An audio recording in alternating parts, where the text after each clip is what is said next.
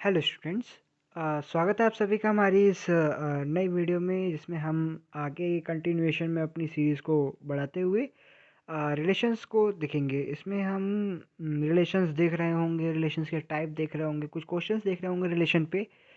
तो आप इसको ज़रूर देखिए, ये आपके लिए बेनिफिशियल रहेगी आपके एग्ज़ाम्स के लिए। और अगर आपने अब तक जो हमारी पिछली वीडियो है जिसमें हमने सेट्स को क्लियर करा था, सेट्स के रिलेटेड बात करी थी कि सेट कितने टाइप के होते हैं, क्या क्या प्रॉपर्टीज़ होती हैं सेट की, उनके laws, algebra of sets, Cartesian product of sets, तो आप उसको जाके एक बार चेक कर लीजिए। बिकॉज अगर आपने उन वीडियोस को अगर अब तक नहीं देखा है तो आपको दिक्कत आने वाली है रिलेशन में। सो मेरी आपसे एक विनती है कि आप प्लीज़ उस वीडियो को जाके अगर चेकआउट कर लीजिए। ओके, अनटिल अनलेस आपको सेट्स बहुत अच्छी तरीके से नहीं आता है, मतलब आप मास्टर्स हैं, अगर सेट में इतना आता है अच्छे से तो कोई दिक्कत नहीं है, आ जाओ रिलेशन पे सीधे पढ़ते हैं, कोई दिक्कत थोड़ी है ऐसी, है ना। पढ़ो पढ़ो मत पढ़ो, कोई दिक्कत नहीं, तुम्हारा ही घाटा है, मेरा कुछ नहीं जाएगा, ठीक है। तो अब हम रिलेशंस में करते हैं। अच्छा चलो, रिलेशन शुरुआत करते हैं। तो उसमें एक वर्ड है रिलेशन, ठीक है। तो जनरली रिलेशन का क्या मतलब होता है? रिलेशन मतलब किसी से कोई किसी प्रॉपर्टी के बेस पे हम कोई भी एक कनेक्शन ज्वाइन करते हैं। जैसे कि मान लीजिए, अगर आपका आपके पेरेंट्स के साथ देखा जाए तो वो ब्लड का रिलेशन है, ओके। अगर आपका अपने फ्रेंड्स के साथ देखा जाए तो वो आपका एक कॉलीग, अगर आपके कलीग हैं तो वो कॉलेज के थ्रू रिलेशन है। तो किसी ना किसी सिमिलर प्रॉपर्टीज़ के इंस्टेंस पर हम किसी भी अगर दो सेट के बीच में रिलेशन को एस्टेब्लिश करेंगे, कनेक्शन को एस्टेब्लिश करेंगे, तो वो रिलेशन होगा मैथ्स में, ठीक है। तो अगर हम सिंपल वर्ड्स में बात करें, आप थ्योरी पढ़ लीजिएगा, ये सब नोट्स आपको डिस्क्रिप्शन में मिल जाएंगे नीचे। तो नोट्स के लिए तो कमेंट मत करना, ओके। अगर नोट्स के लिए कमेंट करा तो मैं समझ जाऊंगा कि आपने वीडियो नहीं देखी। सो प्लीज़ आप डिस्क्रिप्शन लिंक एक बार चेक कर लीजिए, वहाँ पे आपको नोट्स पीडीएफ फॉर्मेट में मिल जाएंगे, हमने अपलोड कर दिए हैं। तो अगर हम सिंपल वर्ड्स में बात करें तो in simple words a relation defines the connection between two given sets. तो मतलब अगर हमारे पास दो सेट्स होंगे, जैसे कि हमने मान लिया ए और बी, अगर दो नॉन एम्प्टी सेट हैं, तो उनके बीच का जो रिलेशन होगा, मतलब उनके बीच में जो कनेक्शन होगा, ठीक है, वो हमारा रिलेशन होगा। अब कनेक्शन कैसे? मान लीजिए हमने निकाला ए क्रॉस बी, हमने ए क्रॉस बी निकाला, ठीक है। ए क्रॉस बी में हमारे काफ़ी सारे ऑर्डर्ड पेयर आ सकते हैं ए और बी के, है ना। तो जो वो ऑर्डर्ड पेयर बने, उसमें से हमने क्या करा, एक सबसेट बना लिया आर, ठीक है। Let R be any subset of A cross B, then R में कंटेन। तो अगर आर सबसेट है ए क्रॉस बी का, तो आर के अंदर क्या क्या हो सकता है? हो सकता है कि आर के अंदर कोई भी ऑर्डर्ड पेयर ना है ए क्रॉस बी का, हो सकता है आर एक एम्प्टी सेट हो, है ना। हो सकता है आर के अंदर कुछ ऑर्डर्ड पेयर आ जाएं ए क्रॉस बी के, है ना, मे बी पॉसिबल, हो सकता है सारे ही आ जाएं, है ना। तो इन कंडीशंस में आर क्या होगा? आर एक रिलेशन होगा from set A to set B, okay. तो ये हो गया हमारा रिलेशन की कुछ सिमिलर प्रॉपर्टीज़ के बेसिस पर हमने किसी भी दो सेट के जो उसका दो सेट था उसमें से हमने कुछ ऑर्डर्ड पेयर निकाले जो कि हमारे एक रिलेशन को एस्टेब्लिश कर रहे हैं, ठीक है। जो कि ए क्रॉस बी, यानी मतलब उस जो भी दो सेट है उनके कार्टेशियन प्रोडक्ट के अंदर बिलोंग कर रहे हैं, और उसमें से एक रिलेशन एस्टेब्लिश करके हमने उनको निकाल लिया है। तो ये हो गया हमारा रिलेशन का बेसिक कॉन्सेप्ट। अगर हम बात करें रिलेशन ऑन ए की, तो जो अगर इस एग्जांपल में बात करें तो रिलेशन ऑन ए क्या होगा? अगर कोई भी सेट खुद का रिलेशन खुद से ही एस्टेब्लिश कर रहा है तो वो रिलेशन ऑन दैट सेट हो जाएगा। मतलब कहने की बात ये है, अगर हमारा ए एक सेट है, नॉन एम्प्टी सेट, तो R is a subset of, अगर आर ए क्रॉस ए का सबसेट है, मतलब आर एक रिलेशन है सेट ए का इसी से ही। मतलब कहने का ये है कि अगर मैं देखूँ, अगर इसके ऑर्डर पेयर निकालूँ तो वो ए और ए, मतलब पहला भी ऑर्डर पेयर का जो कोऑर्डिनेट होगा वो ए को बिलोंग करेगा और दूसरा भी ए को बिलोंग करेगा। तो इसका मतलब क्या हुआ कि ए का खुद कुछ प्रॉपर्टीज लगा के खुद से रिलेशन आ गया ए पे ही, ठीक है। तो मतलब उसने खुद ही को मैप कर लिया अपने आप को, तो वो क्या कहलाएगा? R is said to be relation on A. अब आगे बढ़ते हैं। अब बहुत से बच्चे इसमें कंफ्यूज रहते हैं कि डोमेन रेंज किसी भी रिलेशन की क्या होती है, डोमेन रेंज कोडोमेन फंक्शन का क्या होता है, ठीक है। तो फंक्शंस हमने आगे वाली अगली आने वाली वीडियोस में देखेंगे। फिलहाल अभी रिलेशन की डोमेन और रेंज को देख लेते हैं। तो आप, ये कुछ नहीं होता है, देखिए डोमेन रेंज, अगर मैं आपको सिंपल वर्ड्स में बताऊँ तो जो भी आपका ऑर्डर्ड पेयर गिवन हो उसका फर्स्ट जो कोऑर्डिनेट होगा, पहले कोऑर्डिनेट्स जो होंगे वो सब डोमेन के अंदर आएंगे और जो भी सेकंड कोऑर्डिनेट होंगे वो सब रेंज के अंदर आएंगे। तो यहाँ पे देखिए जैसे मैंने एग्जांपल के थ्रू बता रहा हूँ, मैं ये सब थ्योरी नहीं बता रहा हूँ, ठीक है। मेरा एक सेट है ए और एक सेट है बी, ठीक है। मैंने इसका एक ए क्रॉस बी का सेट बना लिया, तो ये आया मेरा पूरा, ठीक है। अब मैंने क्या करा, इसमें से कुछ रिलेशनशिप निकाली, मैंने निकाली if we take the relationship. अब देखो मैंने कुछ रिलेशनशिप बनाई, क्या एस्टेब्लिश करा कि एक्स छोटा हो वाई से। तो यहाँ पे जहाँ जहाँ एक्स छोटा होगा वाई से वो मेरे आर के अंदर आ जाएगा। तो यहाँ पे एक्स छोटा है वाई से, यहाँ पे एक्स छोटा है वाई से, यहाँ पे भी एक्स छोटा है वाई से, और बाकी बस इतना ही है, ये और ये। तो ये तीनों आ गए, ठीक है। अब देखिए इसमें पहला जो कोऑर्डिनेट है वो की है 1, यहाँ पे भी 1 है तो मैं एक ही बार लिखूंगा 1, और ये 2, ठीक है।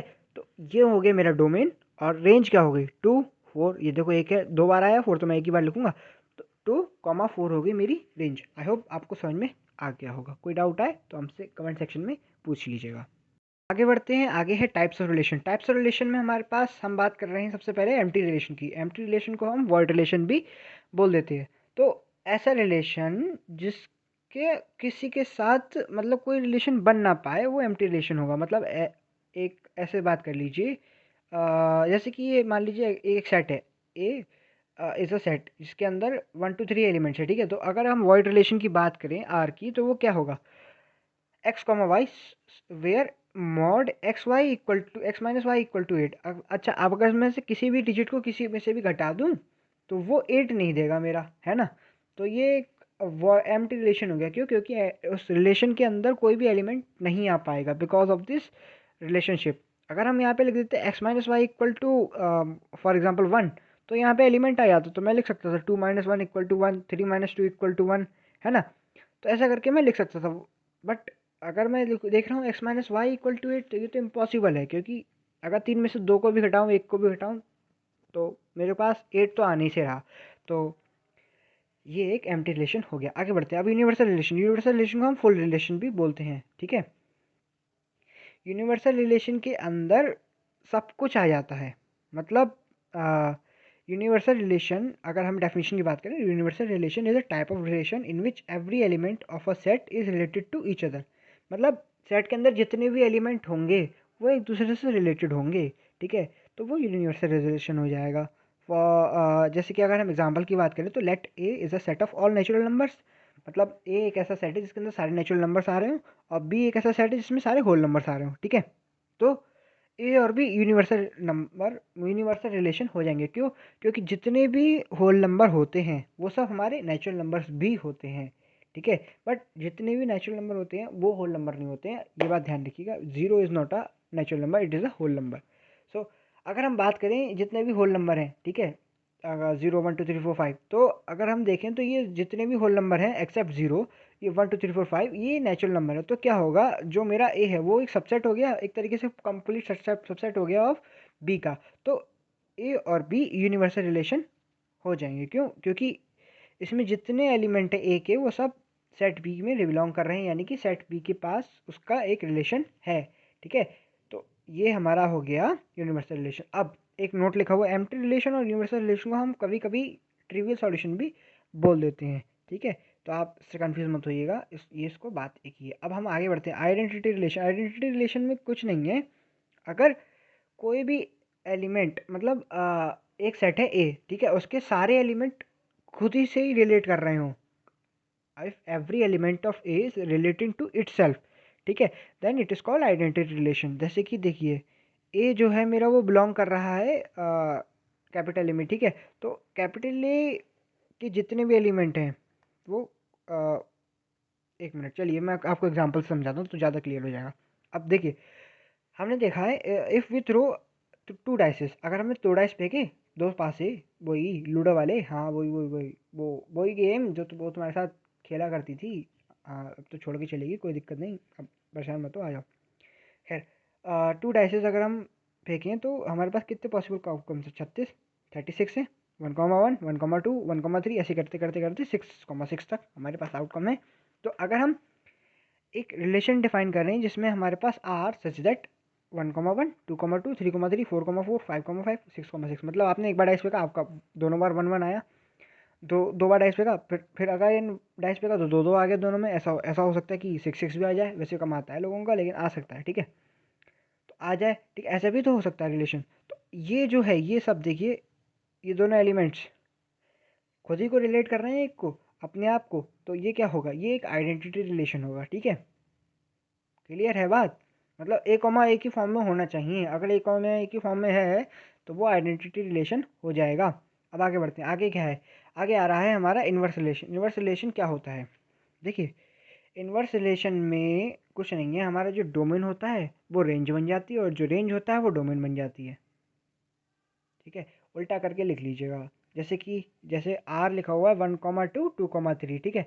तो अगर हम इन्वर्स निकालेंगे तो आर इन्वर्स आ जाएगा 2,1 और 3,2। ये बात क्लियर है आपको, ओके। ये हमारा हो गया इन्वर्स रिलेशन। आगे बढ़ते हैं और टाइप्स के रिलेशंस को अभी देखते हैं। बात कर रहे हैं रिफ्लेक्सिव रिलेशन की। If every element of set A maps to itself, मतलब अगर हम अभी हमने देखा आइडेंटिटी रिलेशन, ठीक है। तो हर एक identity relation is a kind of reflexive relation. क्यों? क्योंकि हर एक एलिमेंट उसमें क्या कर रहा था, खुद ही को मैप कर रहा था, ठीक है। तो इसको हम रिफ्लेक्सिव रिलेशन बुला रहे हैं, ठीक है। सिमेट्रिक रिलेशन में क्या है, a relation R on set A is said to be symmetric if A, B belongs to R then B, A belongs to R। मतलब अगर हमारे पास A, B है R के अंदर तो हमारे पास B, A भी होना चाहिए R के अंदर। अब देखिए हमने अभी इन्वर्स रिलेशन की तरह ही था ये, ठीक है। बस इसमें A, B और ऐड हो गया। उसमें क्या था, हमारी जो डोमेन था और रेंज था वो चेंज हो रही थी ना, ठीक है। तो यहाँ पे हमारा डोमेन और रेंज भी है और उसका इंटरचेंज भी आपकी उस सेट के अंदर होना चाहिए, ठीक है। जैसे कि ये है, अगर मैं A, B मान लूँ, कोई सेट मान लीजिए Z है, ठीक है।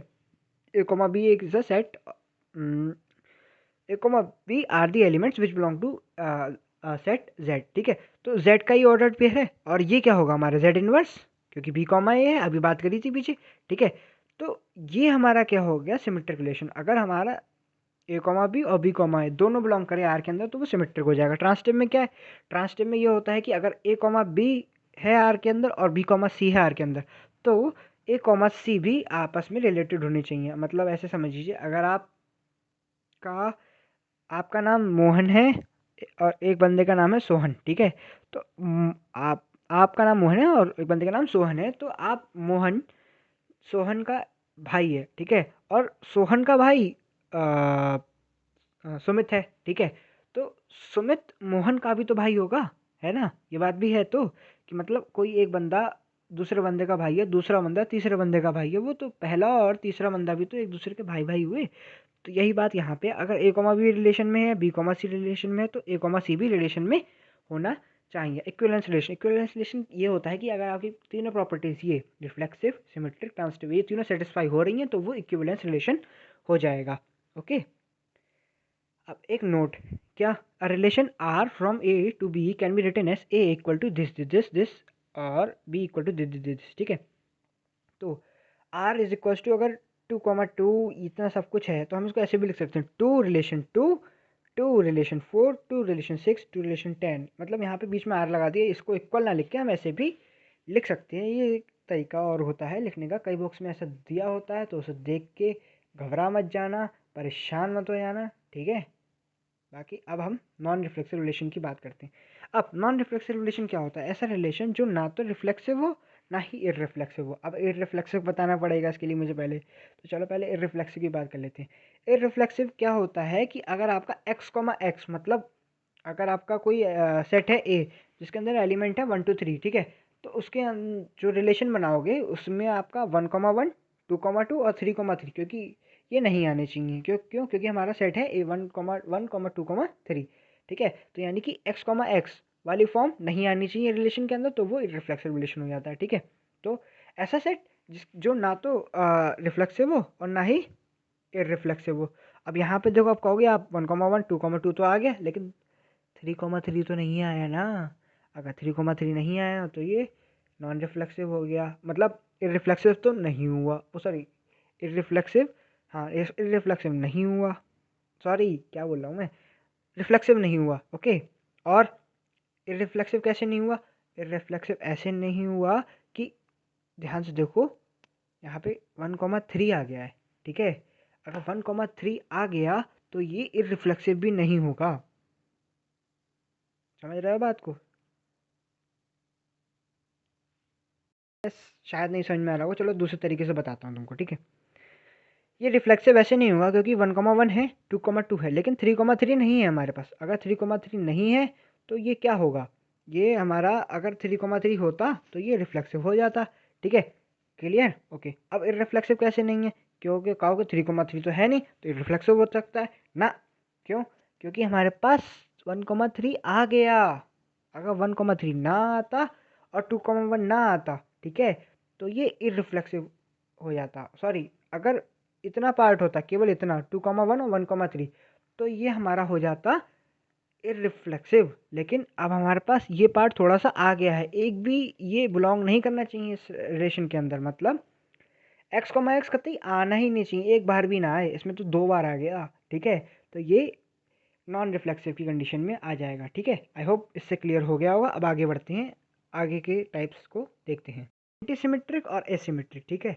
ये हमारे लास्ट 2 टाइप्स हैं रिलेशन के। इसके बाद हम कुछ क्वेश्चंस को देखेंगे, किस तरीके से क्वेश्चंस को किया जाता है, ओके। तो एंटीसिमेट्रिक क्या होता है? एंटीसिमेट्रिक ऐसा रिलेशन होता है जहाँ पे A comma B belongs to R है और बी कॉमा ए भी बिलोंग्स टू आर है, बट ऐसी कंडीशन है कि ए और बी इक्वल होंगे। अगर ए और बी इक्वल हैं तो वो एंटीसिमेट्रिक रिलेशन होगा। जैसे कि अगर आर इक्वल टू 1,1 2,2 3,3 है तो ये हमारा एंटीसिमेट्रिक रिलेशन होगा। अगर मैं यहाँ पे देखूँ तो 1,1 है और 1,1 में एक बार लिख सकता हूँ, ठीक है। ऐसे 2,2 है, 2,2 को मैं एक और बार भी लिख सकता हूँ, लेकिन लिखते नहीं है सेट के अंदर। 3,3 है, ऐसे ही एक बार और बार लिख सकता हूँ। तो इसका मतलब क्या हुआ? इसका मतलब ये हुआ कि ये एक एंटीसिमेट्रिक रिलेशन हो गया, ओके। अब हम एसिमेट्रिक की बात करते हैं। एसिमेट्रिक में क्या होता है कि ए कॉमा बी आर के अंदर होता है but B comma A R के अंदर नहीं है। जैसे कि ये देखिए 1,3 है, 3,1 है ही नहीं, 1,2 है, 2,1 नहीं है, 2,3 है, 3,2 नहीं है, ठीक है। तो ये हमारा क्या हो जाएगा? ये हो जाएगा एसिमेट्रिक रिलेशन, ओके। अब चलिए हम कुछ आगे की चीज़ों को देखते हैं। इसके नीचे कुछ क्वेश्चंस हैं, मैं आशा करता हूँ, आपसे उम्मीद लगाता हूँ कि आप उन क्वेश्चंस को देखें, क्योंकि उन क्वेश्चंस को आपको खुद समझना है। अगर आपने वो क्वेश्चन समझ लिए तो समझ लीजिए आपको रिलेशन का जितना पार्ट मैंने बताया वो आ गया। वो सिर्फ एग्जाम्पल्स ही हैं, सिर्फ एग्जाम्पल्स के बेसिस पर ही उसको समझने वाला मैटर है। और एक क्वेश्चन तो आपको याद करना पड़ेगा जो कि 2 नंबर में आता है, जो कि इसी पेज पर लास्ट में दिया हुआ है, ठीक है। आई होप आप कोशिश करेंगे। अगर आपको नहीं समझ में आता है तो आप हमसे पूछ लीजिएगा, हम आपको बता देंगे। अगर आपको कोई दिक्कत है तो कमेंट सेक्शन में हमको बता दीजिएगा, ओके। चलिए आगे बढ़ते हैं और क्लोजर ऑफ रिलेशन को देखते हैं। चलिए पहले क्लोजर ऑफ रिलेशन बाद में देखेंगे, उससे पहले हम कुछ अच्छे अच्छे क्वेश्चंस कर लेते हैं रिलेशंस के, ओके। तो ये एक बढ़िया क्वेश्चन है, ये आया हुआ क्वेश्चन है एकेटी एग्जाम्स में। कई बार इस तरीके के क्वेश्चंस फंस जाते हैं, तो मैंने सोचा इस तरीके का एक क्वेश्चन आपके इसमें डाल देते हैं, ओके। तो लिखा हुआ है if R be an relation in the set Z, मतलब इंटीजर्स का सेट है आर जेड, ठीक है। उसमें एक रिलेशन दे रखा है, ठीक है। जितने भी हमारे पास इंटीजर्स होते हैं उनका एक सेट है जेड, उसमें एक रिलेशन है आर। इसको डिफाइन करा गया है ऐसे, R equal to x comma y such that x belongs to Z, y belongs to Z. मतलब एक्स भी एक इंटीजर है, वाई भी एक इंटीजर है, ओके। और x minus y is divisible by 6, x minus y 6 से डिविजिबल हो, इस तरीके से हमें प्रूव करना है कि आर एक इक्विवेलेंस रिलेशन है, ओके। इतना हमें गिवन है, हमें आर को इक्विवेलेंस प्रूव करना है, ओके। तो आर को इक्विवेलेंस प्रूव करने के लिए हम सबसे पहले रिफ्लेक्सिव, सिमेट्रिक और ट्रांजिटिव प्रूव करेंगे उससे। तो वो अगर ये तीनों प्रूव हो गए तो वो हमारा इक्विवेलेंस रिलेशन प्रूव हो जाएगा। अब रिफ्लेक्सिव प्रूफ करने के लिए हमने क्या करा, x एक एलिमेंट है z का, हमने माना कि x बिलोंग्स टू z, ठीक है। हाँ, तो अब बाय द डेफिनेशन ये दे रखा है r क्या कैसे मिलेगा, x, y यानी कि हमने x माना है तो हम x minus x equals to 0, जो कि 0 हो जाएगा, ठीक है। तो और 0 तो हमेशा डिविजिबल बाय 6 होगा ही होगा। 0 किसी भी संख्या से डिविजिबल होता है, कोई भी डिजिट हो उससे डिविजिबल होता है, ओके। तो 0 इज डिविजिबल बाय 6 यानी कि कंडीशन ट्रू हो गई। और अगर ये कंडीशन ट्रू है तो देयरफॉर एक्स रिलेशन एक्स भी लिख सकते हैं और x comma x belongs to R भी लिख सकते हैं, ठीक है। अगर हमारा एक्स कोई इंटीजर है तो उसके लिए ये कंडीशन ट्रू हो जाएगी, तो आर क्या हो जाएगा, रिफ्लेक्सिव। अब हम क्या मान रहे हैं, अब हम मान रहे हैं कि एक्स कॉमा वाई आर में बिलोंग कर रहा है। मतलब कि हमारा जो एक आर रिलेशन है उसमें हमारा एक्स कॉमा वाई जो है वो दो एलिमेंट है। ओके, तो अब हम जो क्वेश्चन में कंडीशन थी क्या, x minus y is divisible by six. ठीक है, तो हम वो लगा रहे हैं, हमने देखा x minus y divisible by six है। ओके ठीक, ये तो क्वेश्चन में गिवन है। ठीक, हमने क्या करा, अगर ये एक्स माइनस वाई 6 से डिविजिबल है तो अगर हम इसको एक्स माइनस वाई को 6 से डिवाइड करेंगे तो हमें सी एक क्वेश्चन मिलेगा। मतलब अगर हम मान लीजिए यहाँ पे 12 है। ठीक है, तो 12 को अगर 6 से डिवाइड करेंगे तो 2 मिलेगा, तो तब सी की वैल्यू 2 हो जाएगी। ओके, ऐसे ही हमने यहाँ पे दो डिजिट्स माने एक्स माइनस वाई, अगर उसको 6 से डिवाइड करेंगे तो हमें मिलेगा क्या, रिमाइंडर तो 0 मिलेगा, बट जो क्वेश्चन मिलेगा वो 6 मिलेगा, सी मिलेगा। ओके ठीक है, अब हमने क्या करा, यहाँ से माइनस कॉमन निकाला और यहाँ पे भी माइनस, मतलब -1 से दोनों तरफ इधर उधर मल्टीप्लाई कर दी।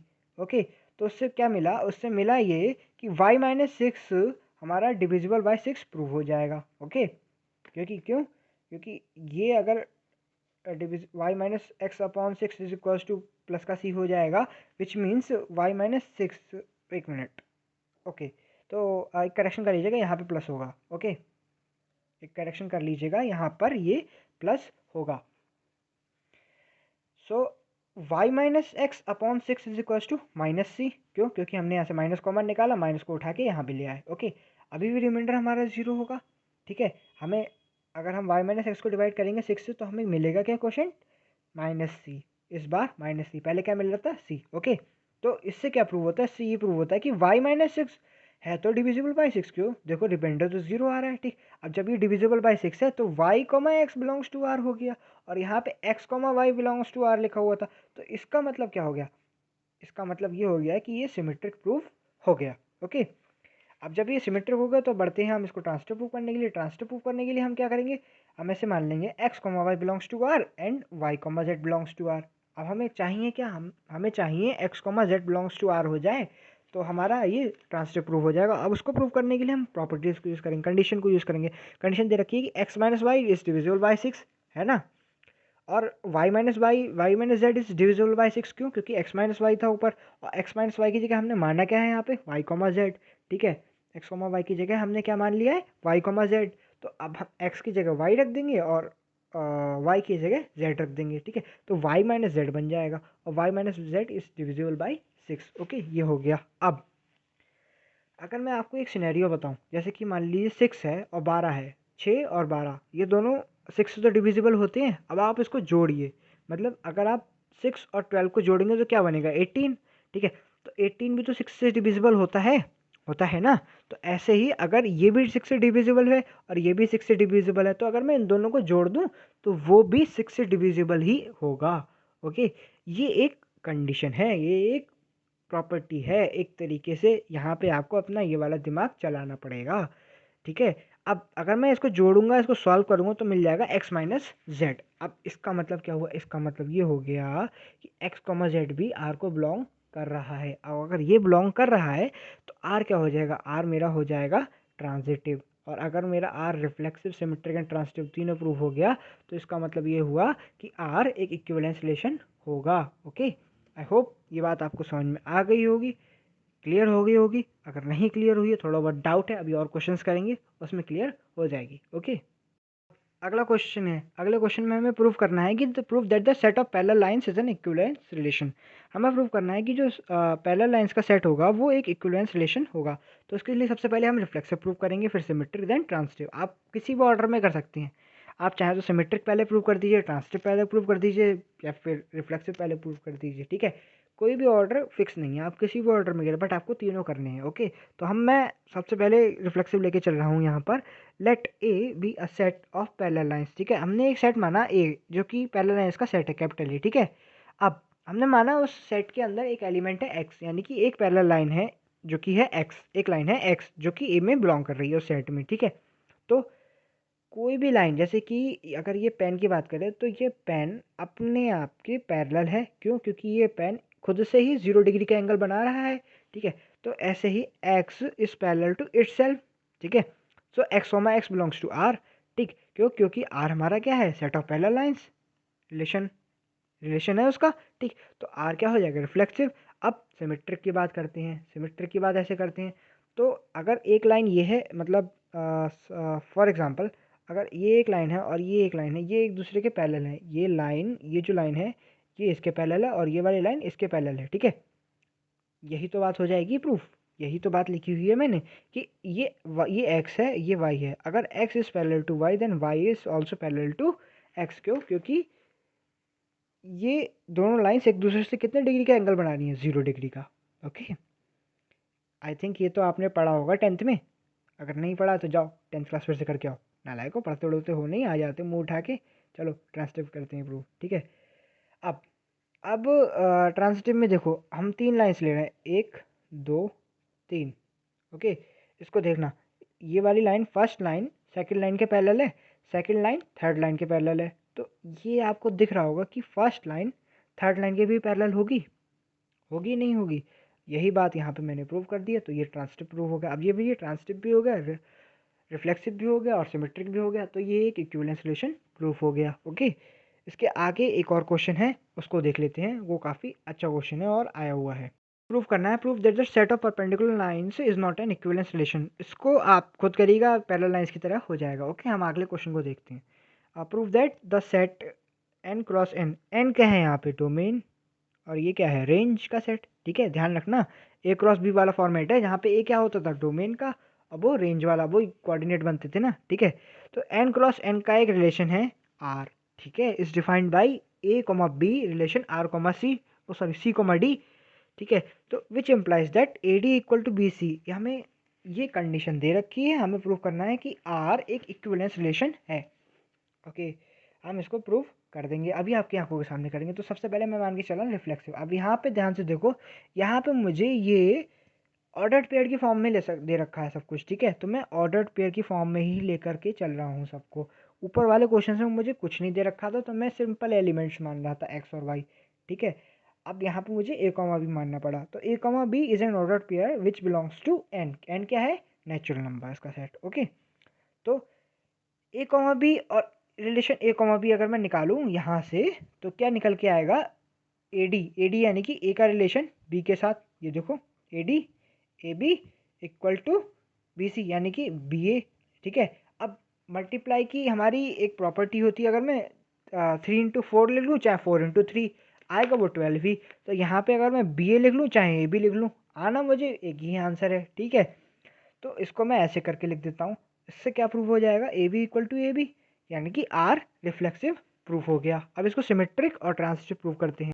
तो अगर हम सिमेट्रिक प्रूफ करेंगे तो हमें पहले 2 एलिमेंट ले रहे थे, तो अब हमें 2 ऑर्डर्ड पेयर लेने होंगे। तो मैंने ए बी एक ऑर्डर्ड पेयर है और सी डी एक ऑर्डर्ड पेयर है, उसको मैंने एन में बिलोंग्स करके मान लिया है, सेट लेट कर लिया है इसको सेट एन में। ठीक है, तो A comma B relation C comma D.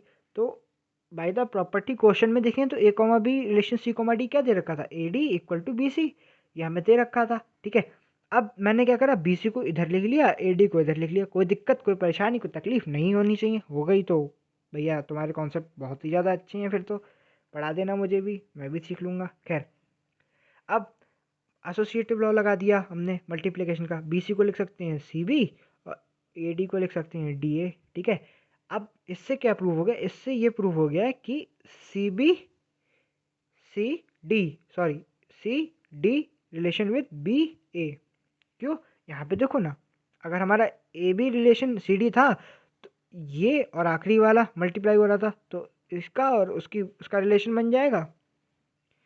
ध्यान से देखो, इसका और इसका मल्टीप्लिकेशन बन रहा था, यानी कि पहला और आखिरी। तो पहला ये हो जाएगा कोऑर्डिनेट और लास्ट वाला कोऑर्डिनेट ये हो जाएगा। थर्ड कोऑर्डिनेट और फोर्थ कोऑर्डिनेट कैसे बने थे? देखो, थर्ड वाले का फोर्थ वाले के साथ इधर लिखा हुआ था, तो सॉरी सेकंड और थर्ड का ये बना हुआ है। यहाँ पे देखो ना, ये A D equal to B C बन गया था पहला और फोर्थ का, है ना? तो पहला और फोर्थ ये बन गया। ठीक, यहाँ से। और अगर मैं देखूँ तो ये और ये कैसे बना था? यहाँ पर सेकंड और थर्ड से। तो यहाँ पे सेकंड और थर्ड से ये डी ए बन रहा है, तो ये डी और ये बी। ओके, ठीक है, यहाँ से क्लियर हो गया, यहाँ से ये सिमेट्रिक प्रूफ हो गया। अब आगे बढ़े, अगर हम आगे बढ़ते हैं तो इसको ट्रांजिटिव प्रूफ करना है। तो ट्रांजिटिव में ये देखिए, मैंने अब पहले 3 एलिमेंट माने थे, अब मैंने 3 ऑर्डर पेयर मान लिए, इसको एन का सेट मान लिया है। तो पहली वाली कंडीशन से अगर मैं ये रिलेशन निकालूँ तो ये A D equal to B C बन रहा है, ये वाली रिलेशन निकालूं तो ये C F equal to D E बन रहा है, ठीक है, ये एफ है, C F equal to D E बन रहा है। अब अगर मैं इसकी और इसकी मल्टीप्लाई कर दूं, पहले इक्वेशन नंबर 1 इक्वेशन नंबर 2 की, तो मेरा बन जाएगा A B C F is equal to B C D E, ठीक। अब देखो जो कट जाए वो काट दो, जैसे बी और सी कट रहा है तो बी और सी काट दिया, A F equal to B E, A F equal to B E बन गया। तो इससे क्या बात बनी, A B relation with E F बन गया। तो इसका मतलब क्या हुआ, देखो A B relation with E F, यही तो बनाना था मुझे, यही तो चीज़ बनानी थी, है ना। पहले का चौथे के साथ तो रिलेशन बनाना था, तो मैंने बना दिया। तो इसका मतलब क्या हुआ, आर एक ट्रांसिटिव रिलेशन हो गया, ठीक। अब अगर आर रिफ्लेक्सिव भी है, सिमेट्रिक भी है और ट्रांसिटिव भी है, तो आर एक इक्विवेलेंस रिलेशन हो गया। ओके, चलिए फिर आगे के क्वेश्चंस देखते हैं। क्वेश्चन थोड़ा सा अच्छा है, इसमें आप देख लीजिएगा। देखा है, if R and S are equivalence relation then on set A then prove that R inverse is an equivalence relation. अब अगर हम आर इनवर्स को इक्विवेलेंस प्रूव करना चाहते हैं तो सबसे पहले आर इनवर्स को हम क्या करेंगे, रिफ्लेक्सिव प्रूव करना चाहेंगे, है ना। अब अगर हमारा आर और एस क्या हो, पहले से इक्विवेलेंस रिलेशन है, ठीक है, हमें दे रखा है कि आर एक इक्विवेलेंस रिलेशन है, क्वेश्चन में गिवन है। तो अगर हमारा आर इक्विवेलेंस रिलेशन है तो ये रिफ्लेक्सिव भी होगा, सिमेट्रिक भी होगा, ट्रांसिटिव भी होगा, जाहिर सी बात है। तो अब हम लेते हैं हमारे प्रूविंग वाले पार्ट को, ये तो हमें गिवन था। अब हमें रिफ्लेक्सिव प्रूफ करना है। अब हमने रिफ्लेक्सिव प्रूफ करने के लिए क्या करा, हमने माना लेट ए बिलोंग्स टू ए, एक एलिमेंट मान ले हैं ए के अंदर, ठीक है। अब अगर A comma A belongs to R है, ये देखो, ये क्यों, क्योंकि आर हमारा रिफ्लेक्सिव पहले से ही है। तो इसका मतलब क्या हुआ, A comma A must belongs to R, ठीक। अब इसको मैं अगर इसका इन्वर्स निकालूं तो वो भी क्या आएगा, A comma A belongs to R inverse. क्यों, देखो इसकी इसकी पोजीशन चेंज कर दी, यहाँ पे आ गया, ये वाला यहाँ पे आ गया, बात तो एक ही हुई, ठीक है। तो वो आर इनवर्स हो गया, तो आर इनवर्स क्या हो जाएगा, रिफ्लेक्सिव रिलेशन हो जाएगा, नहीं हो जाएगा, ठीक। अब आगे बढ़े सिमेट्रिक पे। सिमेट्रिक में देखो ए कॉमा बी मान लिया मैंने, ए के अंदर बिलोंग्स टू ए, क्यों, क्योंकि हमें प्रूफ करना है सिमेट्रिक, तो हम 2 एलिमेंट्स लेके चलते हैं। अगर हमें ट्रांसिटिव प्रूफ करना होगा तो हम 3 एलिमेंट्स के साथ चलेंगे, ओके। तो मैं A comma B belongs to R inverse, ये हमने एक मान लिया, ठीक है। सपोज करा कि A comma B is an element of R inverse, ठीक। तो बी कोमा, अगर हम इसका इनवर्स हटाएं तो ये क्या बन जाएगा, इनवर्स हटा दे रहे हैं यहाँ से, तो क्या बन जाएगा, बी कोमा ए। देखो बी कोमा ए का इनवर्स ही तो आता है ये। अगर हम इंटरचेंज कर देते हैं इनके ये कोऑर्डिनेट्स को इंटरचेंज कर देते तो इनवर्स ही तो आ जाता है, ठीक है। तो ये आ जाएगा। अब आर हमारा सिमेट्रिक रिलेशन है, अगर हमारा आर सिमेट्रिक रिलेशन है तो बी कॉमा ए भी बिलोंग करेगा आर में और ए कॉमा बी भी बिलोंग करेगा आर में, करेगा नहीं करेगा, तो मैंने लिख दिया A comma B belongs to R, ठीक है। अब अगर मेरा B comma B belongs to R है, तो अगर मैं इसका इन्वर्स निकालूं तो वो क्या आएगा, वो आएगा B comma A belongs to R inverse, है ना। तो अब बी कॉमा ए अगर बिलोंग्स टू आर इनवर्स और A comma B belongs to R inverse हमने इनिशियली मान लिया था, तो इससे क्या प्रूव हो गया, इससे आर इनवर्स हमारा सिमेट्रिक रिलेशन प्रूव हो गया, ओके। अब हम आगे बढ़ते हैं, अब हमें ट्रांसिटिव प्रूव करना है। अब ट्रांसिटिव के लिए क्या करेंगे, ए कॉमा बी कॉमा सी, 3 एलिमेंट्स को लेंगे ए में बिलोंग करके, सपोज कर लिया, लेट कर लिया, ठीक है। तो अब हमारा क्या होगा, अब हम मान ले रहे हैं कि A comma B belongs to A comma B and B comma C belongs to R inverse है, हमने मान लिया, ठीक है। तो हमें प्रूफ क्या करना है, हमें ये प्रूफ भी तो करना है कि हमारा सी कॉमा ए बिलोंग कर जाए आर में, सो दैट आर, मतलब हमें ये प्रूफ करना है ना, सॉरी, ए कॉमा बी के साथ ए कॉमा बी है और बी कॉमा सी है आर इनवर्स में, तो ए कॉमा सी ही तो हमें प्रूफ करना है कि आर इनवर्स के अंदर हो। तो इसके लिए हम क्या करेंगे, इसके लिए हम यहाँ पर ये प्रॉपर्टी से लगाएंगे, कि ये कैसे लगाएंगे ये मैं समझा देता हूँ। अगर ये इन्वर्स है, इसका इन्वर्स हटाओ, इसका इन्वर्स हटाएंगे, इंटरचेंज हो जाएंगे इनके कोऑर्डिनेट्स, देखो बी कोमा ए और सी कोमा बी, ठीक। अब आर ट्रांसिटिव है, आर अगर ट्रांसिटिव है तो हम ये भी तो लिख सकते हैं कि सी कोमा बी कोमा ए, मतलब इसको उधर, है ना, बिकॉज आर ट्रांसिटिव है, ठीक। इससे क्या पता चलेगा, इससे ये पता चलेगा कि C comma A belongs to R है, C comma A belongs to R है, क्यों, क्योंकि अगर सी कोमा बी है, बी कोमा ए है, तो सी कोमा ए भी आर के अंदर होना चाहिए, S R is an equivalence relation.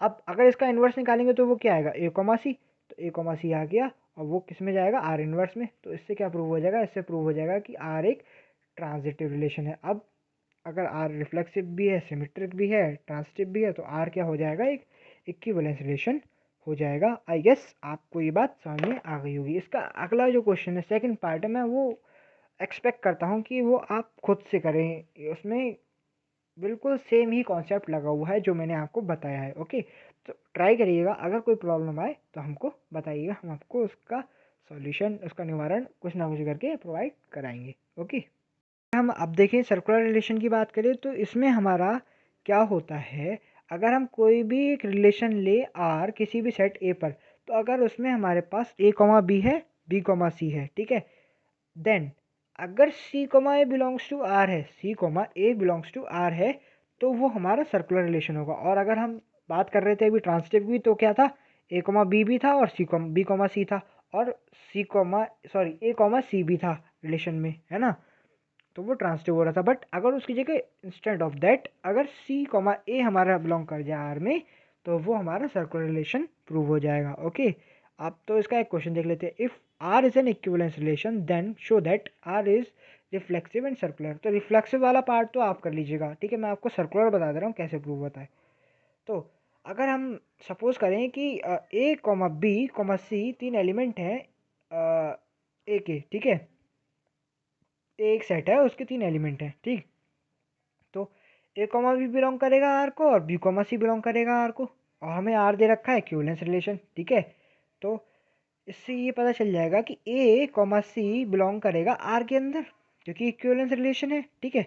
अब as R is an transitive relation, अगर आर ट्रांसिटिव रिलेशन है तो सी कॉमा ए भी तो आर के अंदर बिलोंग करना चाहिए। क्यों?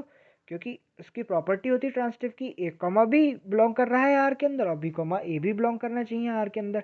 यही तो बात होती है, यही तो इनिशियली बात हुई थी। तो अगर ए कॉमा सी बिलोंग कर रहा है आर के अंदर, तो आर को ट्रांसिटिव होने के लिए क्या चाहिए, सी कॉमा ए भी होना चाहिए।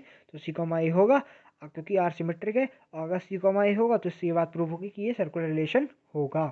ओके, चलिए आगे बढ़ते हैं। जो क्वेश्चन है इसके तीन पार्ट हैं, इसमें मैं आपको सिर्फ पहला पार्ट बताऊंगा, बाकी के पार्ट आपको खुद करने हैं। सेम कॉन्सेप्ट है और कुछ नहीं है इसमें, ऑनेस्टली, ठीक है, सब पीछे का करा हुआ सेट अगर क्लियर है तो ये यहाँ पे भी ये हो जाएगा। तो अगर हम देखें A comma B belongs to R है, पहले क्वेश्चन पढ़ लेते हैं। Let R and S be relation from A to B, A to B, A से बी पर हमें दो रिलेशन दे रखे हैं आर और एस। तो हमें ये प्रूव करना है अगर आर एस का सबसेट है तो are inverse is also in subset of S inverse, ये हमें प्रूव करना है, ठीक है। तो हमने क्या करा, ए कॉमा बी कुछ एलिमेंट लिए, वो सपोज कर लिए वो आर इनवर्स में बिलोंग कर रहे हैं, आर इनवर्स में बिलोंग कर रहे हैं, ठीक है।